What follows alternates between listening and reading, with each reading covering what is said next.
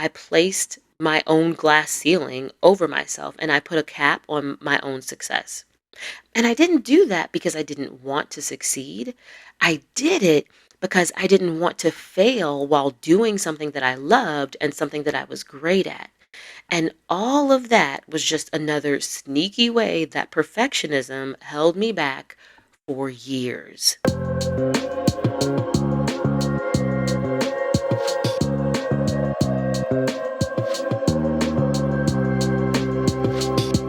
You're listening to the Life Edit Project podcast, where busy, ambitious high achievers get the tools they need to fight perfectionism and overwhelm so they can smash their goals without all the drama. I'm your host, recovering overachiever turned professional life coach, Elizabeth Burrows. Let's get to it.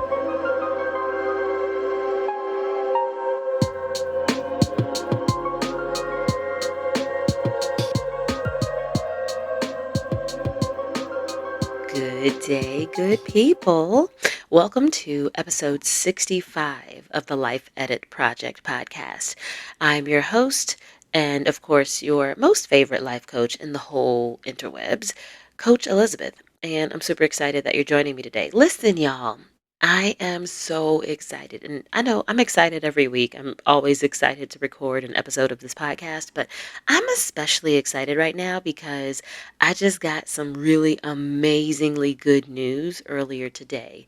Big things are happening over here at the Life Edit Project. And while I am not quite ready to talk about it on today's show, I should be able to share this news with you all very, very soon. And I'm looking forward to doing that because I want y'all to celebrate with me. In the meantime, I am also excited for another reason. We've got a listener bay of the week, and it's been a while since I've actually gotten some positive listener feedback in writing posted to the internet that I can share. But this is a good week, so I feel like we're on a roll here. So my listener bay of the week is someone who left a really nice comment over on YouTube. If you're not following this podcast over on YouTube, like, what are you even doing with your life? Okay. So this listener left a lovely comment in response to last week's show, episode 65, which is called How to Forgive Yourself When You Make a Mistake. So her username is Allie Kitten E, and she left a really short but sweet message. She said, "This was so needed. Thank you." So Allie Kitten E, to you, I say thank you. Thank you for listening. Thank you for leaving a comment. You are a real one, and I appreciate you, and that's why you are my listener bay of the week. To anyone else that's listening over there on YouTube, go ahead and drop a comment on your favorite episode, and you will also have a chance to be my listener bay of the week because I like to share the love. And of course, you all can also be my listener bay if you just leave a 5-star rating and review for this show, either on Apple Podcasts or over on Spotify. Drop me a line so that I can shout you out and show you some love and tell the world how much you love this show, because that's what we all like. All right. Now that we've got the housekeeping out of the way, I do want to shift gears and talk about the main thing. Let's make the main thing, right? I want to talk about how easy it can be to trick yourself into thinking that you don't have a perfectionism problem. Because here's the thing. Just because you don't present like a typical perfectionist doesn't mean you don't have a perfectionist mindset. Oh, that was good. Let me say that again. Just because you don't present like a typical perfectionist doesn't mean you don't have a perfectionist mindset. Your perfectionism might just be undercover. So, in this episode, I'm going to help you spot the undercover perfectionism that might be happening in your life because you can't solve a problem that you don't even know you have, right?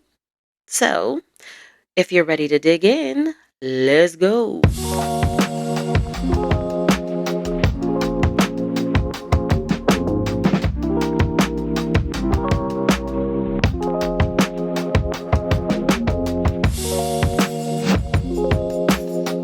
So, We've talked a lot about perfectionism on the show this season. And one thing that's come up kind of over and over again is how perfectionism is often tied to ambition and achievement. A lot of my listeners, a lot of you, are what I would call a high achiever. Y'all don't just do your best, you tend to be the best in at least one area of your life, but usually in multiple areas. But that's not true of everyone who's operating with a perfectionist mindset. Sometimes perfectionism has the opposite effect. It keeps you living smack dab in the center of the land of mediocrity. And if that's what your life has been like, if that's how you usually feel, it's real easy to fall into that trap of believing that you don't actually struggle with perfectionism. But that doesn't make it true.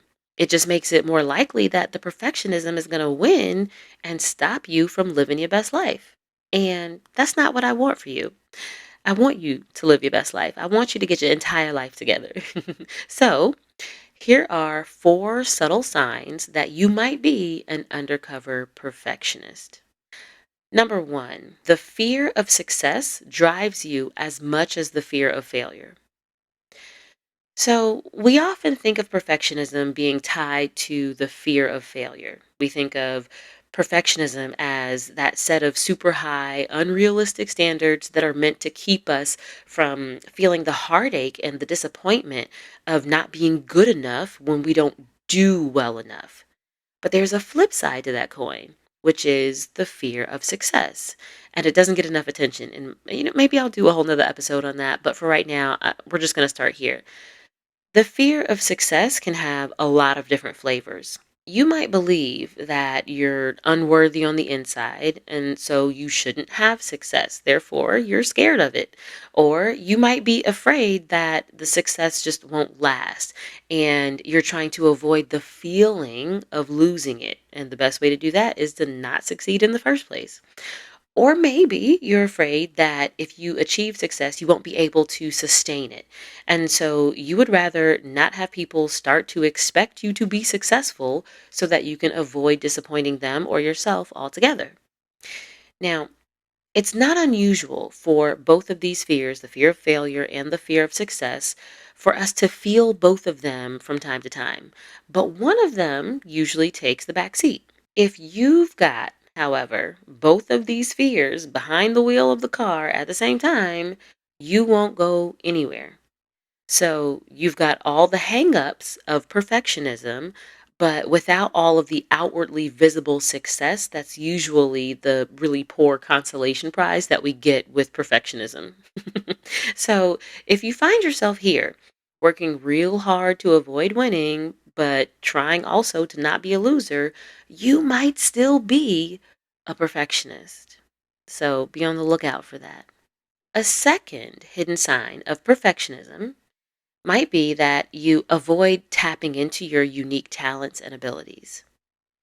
So, there's a reason I started with the fear of failure and the fear of success on this list. Because when that's who's driving the car, when those are the feelings that are, steering the car, there are going to be plenty of roads that you will never travel. And exploring the full potential of your talents and your abilities is one of those roads that you're just not going to go down, especially when you can sense that you might actually be naturally talented or naturally gifted at something. An undercover perfectionist is going to find all the reasons to downplay their skills and trash talk their own talents so that they don't feel bad for not developing them. And let me give you an example from my own life, from my career. So, years ago, I was working for a public agency, and I had this strange position where the people in charge basically took two totally different functions and smashed them together and put them into one job, and then they hired me to do it. As an overachiever and as, a multi-hyphenate professional with lots of interests, I was totally up for the challenge of juggling these two different sides of the job. And I did this even though one half of the job was very rigorous and analytical, and it involved crunching a lot of numbers, and it was very precise. And the other half of the job was literally the exact opposite. It called for lots of creativity and lots of expression. And I'm not gonna lie, it was hard, but I made the job my own, and I managed to do pretty well at it for a few years. But after a few years, both sides of the job, both functions had grown so much that it just wasn't sustainable. So one day I went to my boss and I told him that I couldn't keep switching back and forth between the two different sides, between the two different functions, that they basically needed to be split into two different jobs. The problem, though, was that I was naturally gifted and naturally interested and drawn to the creative side of the job, but I thought that the creative function was less professional and therefore it was less impressive. And I had convinced myself that there would be less opportunity in it for me. So, while advocating for them to split the job into two different roles, I chose to focus on the analytical side of the job. And that decision right there put me on the struggle bus for like the next 5 years until I literally left and got a new job. And it wasn't that I couldn't do the work that came with that analytical side of the job. It's work that I knew. It's just that it was a monumentally terrible fit for me. I intentionally chose work that I was not cut out for, and in doing so, I placed my own glass ceiling over myself and I put a cap on my own success. And I didn't do that because I didn't want to succeed. I did it because I didn't want to fail while doing something that I loved and something that I was great at. And all of that was just another sneaky way that perfectionism held me back for years. And I want to help you avoid that kind of setback.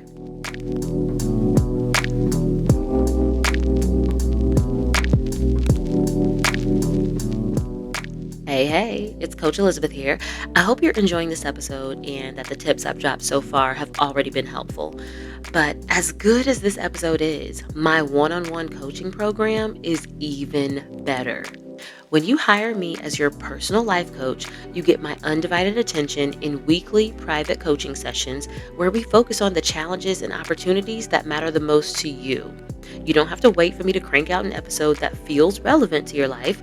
I will simply coach you on whatever problem that you have that needs solving right now. And when we do this, you'll get better results faster and you'll feel better along the way. To sign up for one on one coaching with me, just use the link that's in the show notes to book a call with me and we'll get started. Okay, back to the show.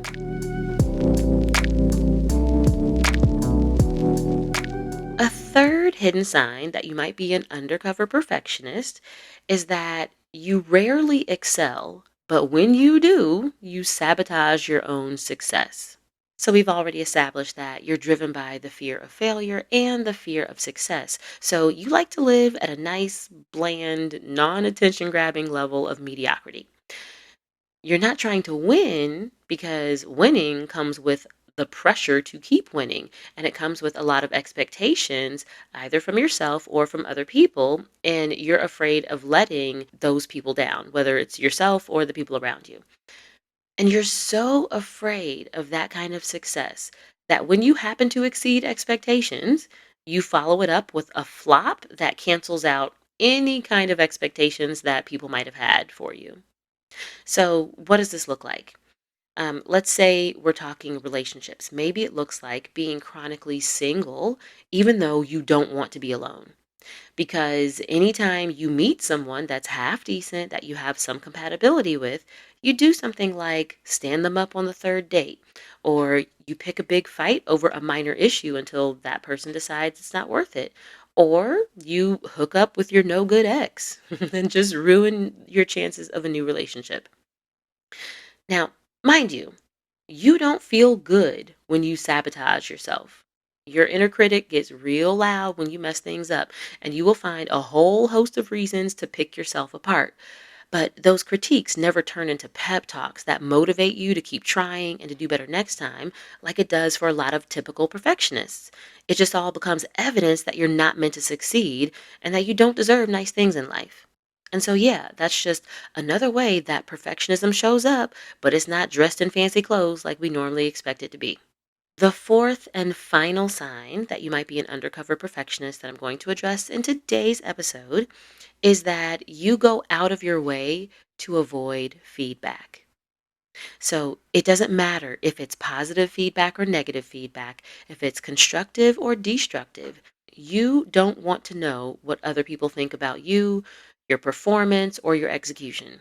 And I hear what you're thinking. You're saying, Coach Elizabeth, how is this a sign of perfectionism? Why can't this just mean that you want other people to mind their business and leave yours alone?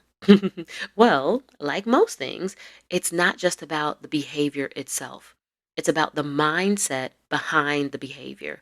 It's about the thoughts and beliefs and the feelings that lead you to avoid the feedback. If you're an undercover perfectionist and you're trying really hard to be mediocre, that's so much harder to do when you're on the receiving end of any kind of feedback.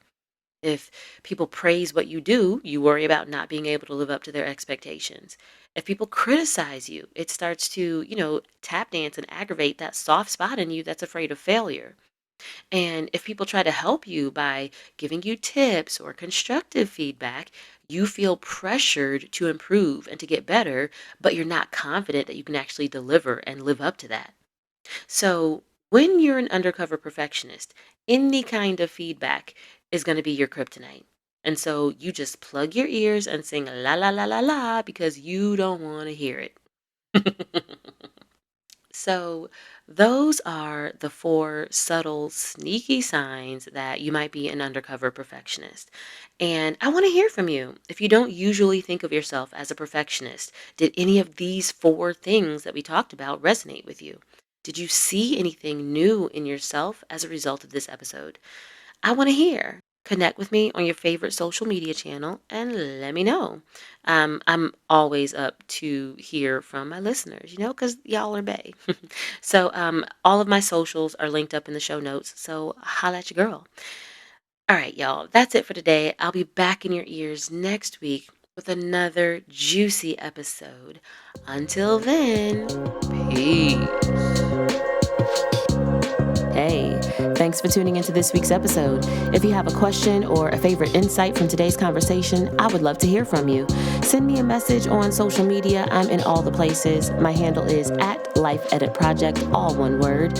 And of course, my accounts are linked up in the show notes to make it easy for you. So holla at your girl. I'll be back in your ears next week with a fresh episode. Make sure that you are subscribed to the Life Edit Project podcast wherever you like to listen so that you don't miss a thing. Until then, peace.